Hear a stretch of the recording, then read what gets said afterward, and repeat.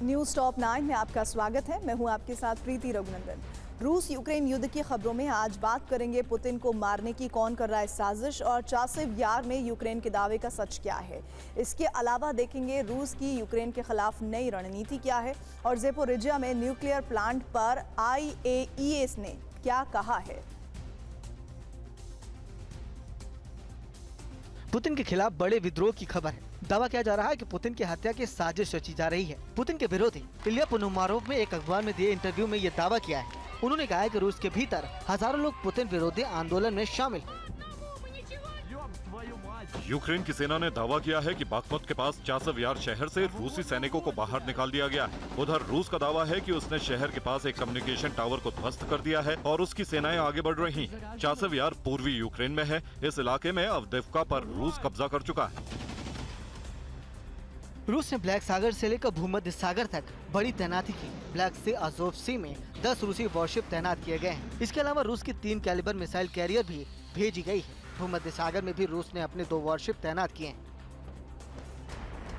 रूस ने यूक्रेन के खिलाफ युद्ध की नई रणनीति बनाई है। नई रणनीति के तहत सबसे पहले यूक्रेन के एयरपोर्ट को निशाना बनाया जाएगा, खासकर उन एयरपोर्ट को जहां F-16 लड़ाकू विमान तैनात है। रूस हाइपरसोनिक किन्सल मिसाइलों का हमले में इस्तेमाल कर सकता है। ज़ेपोरिजिया न्यूक्लियर पावर प्लांट को लेकर बड़ी खबर सामने आई है। न्यूक्लियर प्लांट के पास भीषण बमबारी हुई है। न्यूक्लियर पावर प्लांट को लेकर IAEA ने दावा किया है कि रेडिएशन मॉनिटरिंग सिस्टम पूरी तरह से तबाह हो गया है। यूक्रेन में स्थित इस पावर प्लांट पर रूस का कब्जा है। रूस को बेलगोरोड में एक बार फिर यूक्रेन ने हमला किया है। हमला MiG-29 से किया गया। फाइटर जेट से फ्रांस से मिले गाइडेड बम काफी कम ऊंचाई से बरसाए गए। यूक्रेन का दावा है कि रूस को इस हमले में काफी नुकसान हुआ है।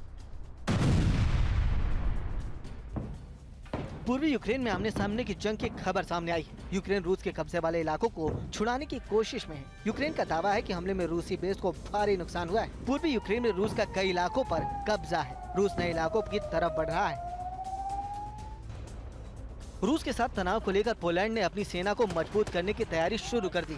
इस सिलसिले में पोलैंड अपने नागरिकों को भी युद्ध की ट्रेनिंग दे रहा है। 2035 तक सेना को हाईटेक बनाने का लक्ष्य पोलैंड ने रखा है। पोलैंड अपनी आर्मी की संख्या को भी दोगुनी करेगा।